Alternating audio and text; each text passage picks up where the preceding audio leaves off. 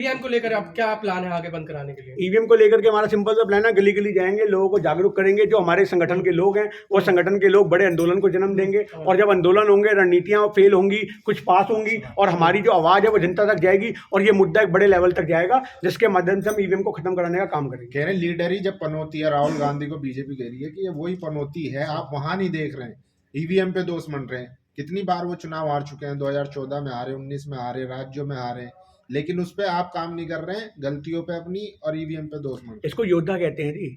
रणभूमि में वही हारता है जो मैदान में उतरता है।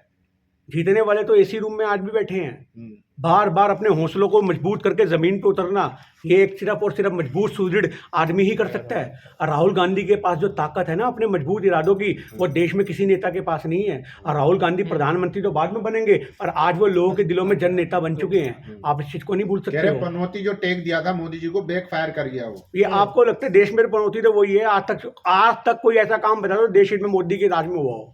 मैं आपसे पूछता हूँ, आप इतने जगह जगह लोगों के इंटरव्यू सुनते हो, आप देश हित में मुझे कोई एक काम बता दो जो देश हित में हो, बताओ।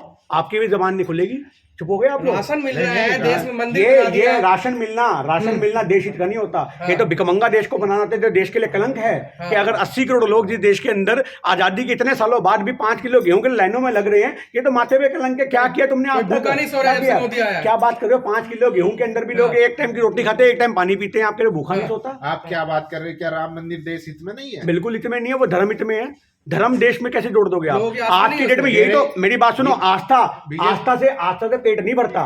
राम मंदिर के बाहर बैठ के आपको रोटी तो मिल जाएगी, पर आपके परिवार को नौकरी नहीं मिलेगी। आप उनको नौकरी के लिए क्या करोगे? सबके कटोरा पकड़ा दोगे, कहोगे बैठ जा? बताओ। आज देश हित में क्या होता है? इंडस्ट्रियां खुलना।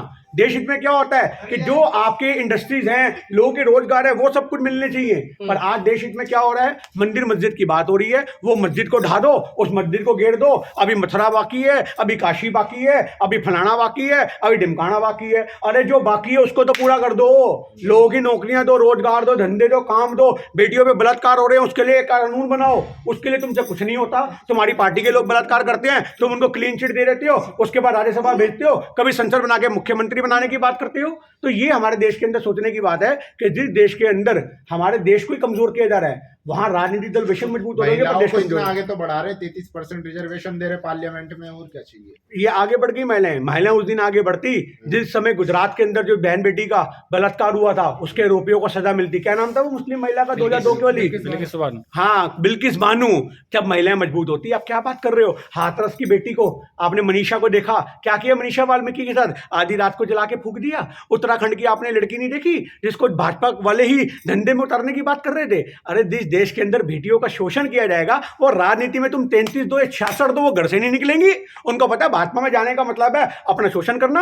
आज इनके नेता ऐसे हैं, कमर में हाथ डाल डाल के फोटो खिंचाते हैं। कितनी वीडियो वायरल होती है इनके नेताओं की। इनके नेताओं का बुढ़ापा खत्म नहीं हुआ अब तक, और जवानी साथ में लिए फिरते हैं ये लोग। तो आज सोचने की बात है कि जब तक इनके ऐसे गंदे नेता रहेंगे, समाज में बहन बेटियां, तुम 33% दो, 66% दो, घर से नहीं निकलने वाली। लेकिन फिर भी कॉन्फिडेंट है वो कि 400 पार ही है इस बार। बिल्कुल ईवीएम के भरोसे, तभी तो हम बैन कर रहे हैं जी।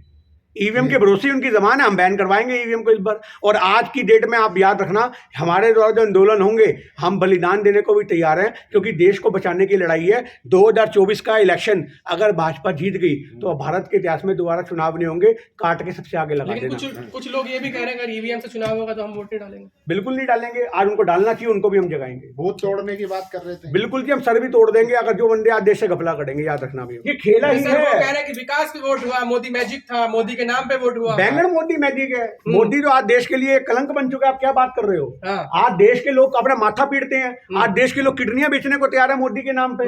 आप समझे इस बात को? आज मोदी जी ने देश के माथे पे एक वो कलंक लगा दी, 205 करोड़ रुपए का कर्जा, जो आज तक आजादी से अब तक नहीं था। तो आप ये बताओ ये क्या कर रहे हैं? आज मोदी सरकार के पास एक चीज है कि अगर आप उन्हें गाली दोगे तो उसे गहना बना के गले में डाल लेगी। तो ये मोदी सरकार जो इसमें कामयाब है। मोदी जी ने कहा था अकेला मोदी सब पर भारी। ये सब पर भारी नहीं है जी, मीडिया उसके साथ है। आप क्या बात कर रहे हो? आज मोदी के साथ पूरी मीडिया है। आप मोदी को अकेला मानते हो? आज पूरे देश की राष्ट्रीय मीडिया साथ लेके चलने वाला आदमी अकेला कैसे हो सकता है?